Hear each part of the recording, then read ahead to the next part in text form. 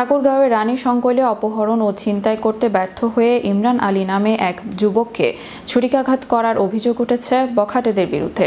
সেই সময় ইমরানের বাবা আব্দুল হালিম তাকে বাঁচাতে এগিয়ে আসলে সেও মারধরের শিকার হন।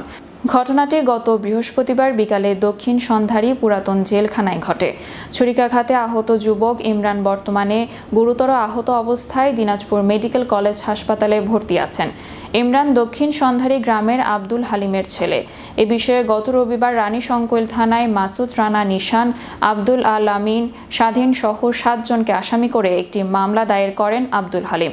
সেই মামলা করায় যেন কাল হয়ে দাঁড়িয়েছে বাদী পরিবারের লোকজনদের। মামলা হওয়ার কয়েক ঘন্টা অতিবাহিত হলেও কোনো আসামি গ্রেফতার না হওয়ায় সেই সুযোগে আসামিরা প্রকাশ্যে বাদী ও বাদীর সহযোগীদের বারবার অপহরণ ও হত্যার হুমকি দিয়েই যাচ্ছেন। বর্তমানে বাদী পরিবারের লোকজন বেশ নিরাপত্তাহীনতায় ভুগছেন। তারা প্রশাসনের হস্তক্ষেপ কামনা করেছেন। মারধর করলো, 9 জন আসে আমাকে সুতাই দিল একদম মারে। তখন আমার ছেলেটা দৌড়ায় চলে আসলো, আর এদিকে আমার ছেলে রক্ত ভাসে যাচ্ছে। তখন আমার বাড়ি আর আশেপাশের লোকজন শুনলো, যখন দৌড়ায় গেল, ওরা 1 মিনিটের ভিতরে আউট। তখন আমরা মেডিকেলে ভর্তি। এদের আমি একদম আইনের হাতে নিশ্চিত এদের বিচারটা আমি চাই, একদম শান্ত সুষ্ঠুভাবে এদের বিচার হয়। মামলা হয়েছে, মামলা তদন্তাধীন, জানা নাই, তদন্ত করে দেখতে হবে আবার হুমকি দিচ্ছে নাকি। তাহলে আবার ব্যবস্থা, আসামি গ্রেফতারের চেষ্টা চলতেছে।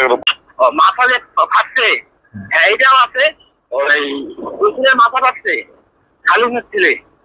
ওই আমার যে সাথে ছোট ভাইটা ছিল, একে হাতে চাবি নিয়ে একটা ঘুষি মারছে। কিন্তু আমরা এটা বোকামি করছি, ওই জায়গায় যেমন হাসপাতালে ভর্তি হয়েছি, আমরা কিন্তু হাসপাতালে ভর্তি নেই, কারণ আমরা তো অপেক্ষা অনেক বড় এবং নিজের একটা আত্মসম্মান আছে যে আমরা ওই ছোট ছেলেদের কাছে মার খেয়ে হাসপাতালে ভর্তি হয়েছি। আমাদের বিরুদ্ধে অভিযোগটা সম্পূর্ণ মিথ্যা।